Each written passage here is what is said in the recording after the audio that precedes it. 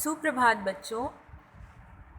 इससे पहले हमने पाठ 5 अपनी कमाई पाठ को पढ़ लिया था, उसके कठिन शब्द भी लिख लिए थे और उसके शब्दार्थ भी समझ लिए थे और मौखिक प्रश्नों के भी बारे में हमने बातचीत कर ली थी। और दो सबसे महत्वपूर्ण चीज़ें जो हमने सीखी थी वो थी विसर्ग और तत्सम शब्द। तो विसर्ग कौन से शब्द को कहते हैं, आइए एक बार फिर से दोहराते हैं। ऐसे शब्द जिनका उच्चारण करते समय ह की ध्वनि आती हो, ठीक है, और उसके स्थान पर विसर्ग चिन्ह का प्रयोग किया जाता है। विसर्ग चिन्ह कौन से हैं? दो बिंदु हैं, जैसे कि आप देख सकते हैं प्रातः, अतः, अंततः, वस्तुतः में सभी शब्दों के अंतिम में दो बिंदुएं लगी हुई हैं। तो ऐसे शब्दों को हम विसर्ग कहते हैं। और हमने ये भी जाना था कि ये शब्द मूल रूप से संस्कृत भाषा से हिंदी भाषा में लिए गए हैं और ऐसे शब्द जो संस्कृत भाषा से हिंदी भाषा में सेम टू सेम मतलब एज इट इज़ वैसे ही ला करके रख दिया गया है, उसमें कोई भी बदलाव नहीं किया गया है, ऐसे शब्दों को हम तत्सम शब्द कहते हैं। आज इस पाठ के हम लिखित प्रश्नों को डिस्कस करेंगे। तो सबसे पहला प्रश्न है, माँ ने बेटे को असरफी क्यों दी? तो आपने इस पूरी कहानी को पढ़ा था, आपको यह समझ आ गया होगा कि माँ ने बेटे को असरफी क्यों दी। माँ ने बेटे को असरफी इसलिए दी क्योंकि जब उसने अपने बेटे की आँख में आंसू देखे तो उसकी ममता उमड़ पड़ी। क्यों? क्योंकि वह अपने बेटे को रोता हुआ नहीं देख सकती थी। दूसरा प्रश्न है, लड़का काम ढूंढने क्यों निकला? तो पहली बार जब उसके पिता ने कहा कि बेटा जाओ कुछ पैसे कमा कर लाओ वरना तुम्हें आज रात का भोजन नहीं मिलेगा, तो वह अपनी माँ के पास गया और उससे जो असरफी मिली थी वह ला करके पिता के सामने दे दिया। दूसरी बार वह बहन के पास गया और उससे 1 रुपए के सिक्के मिले थे वो भी ला करके अपने पिताजी को दिखा दिया कि आज मैंने दिन भर में ये कमाया है, जबकि ये बात सही नहीं थी। क्यों? क्योंकि वह अपनी माँ और बहन दोनों के सामने जा कर के सिर्फ रोता था और वह काम करने नहीं जाता था क्योंकि वह एक आलसी लड़का था। लेकिन जब उसके पिताजी ने उसकी माता को और उसकी बहन दोनों को ही पैसे देने से मना कर दिया, तब अगले दिन जब वह फिर से अपनी माँ और बहन के पास गया तो उसकी माँ और बहन दोनों ने उसे पैसे देने से मना कर दिया और समझाया कि वह कुछ काम करे। तब वह बेचारा एकदम विवश होकर, लाचार होकर मजबूरी में काम ढूंढने निकला। क्यों? क्योंकि अगर वह काम नहीं ढूंढता, उसको पैसे नहीं मिलते तो उस दिन उसको उसके पिताजी खाना भी नहीं देते। तीसरा प्रश्न है, चवन्नी को कुएं में फेंक देने की बात सुनकर लड़के की आंख में आंसू क्यों आ गए होंगे? तो यह तो आप बता ही सकते हैं। क्यों?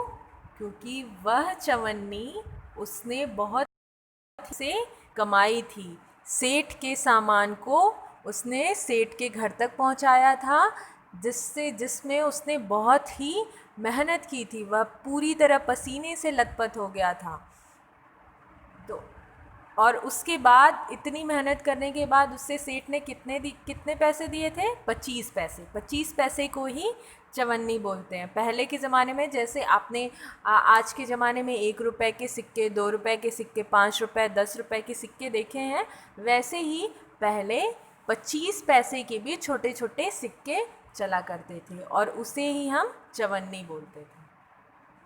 तो वह 25 पैसे भी उससे बहुत मेहनत से मिले थे। इस वजह से जब उसके पिताजी ने कहा कि इसे कुएं में फेंकाओ तो उसकी आंखों में आंसू आ गए।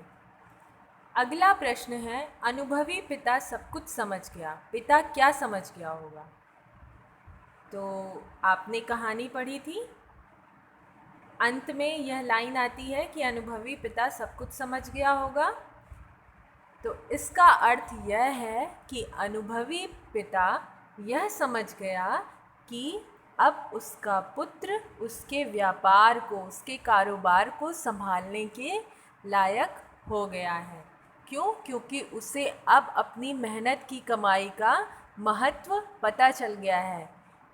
उसने जो चवन्नी बहुत मेहनत से कमाई थी उसे अब वह फेंक नहीं सकता है, और इसलिए अगर वह मेहनत से कारोबार को चलाएगा तो उस पैसे को बर्बाद नहीं होने देगा। तो अनुभवी पिता को यह बात समझ में आ गई कि अब उसका पुत्र उसके कारोबार को संभालने के लायक हो गया है। अगला प्रश्न है, इस कहानी का कोई और शीर्षक सुझाओ। यह शीर्षक तुमने क्यों रखा?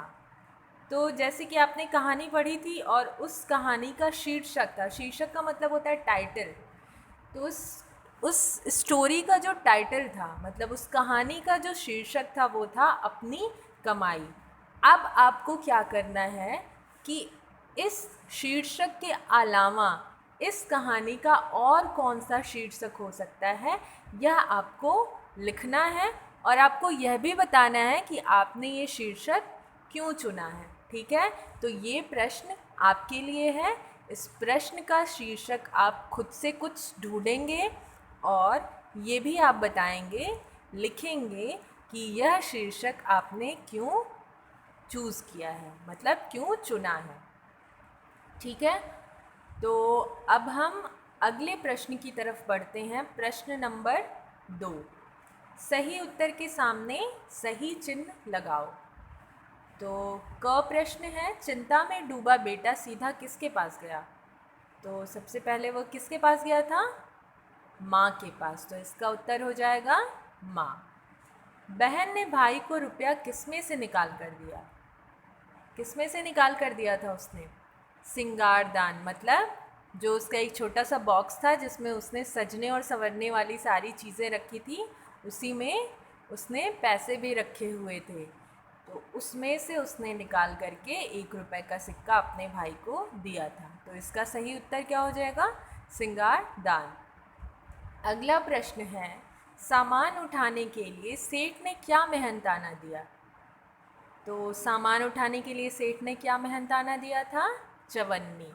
यहाँ पे एक और चीज़ दी हुई है, अठन्नी। तो जैसे 25 पैसे को हम चवन्नी बोलते हैं, वैसे ही 50 पैसे के जो छोटे सिक्के होते थे उसको हम अठन्नी बोलते थे। और 1 रुपया, रुपए का मतलब हो गया 100 पैसे। ठीक है, तो प्रश्न ग का सही उत्तर क्या हो जाएगा? चवन्नी।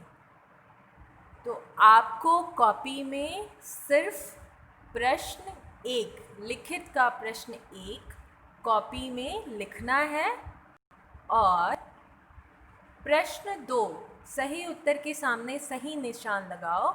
यह सिर्फ आपको बुक में फिल करना है। Thank you class.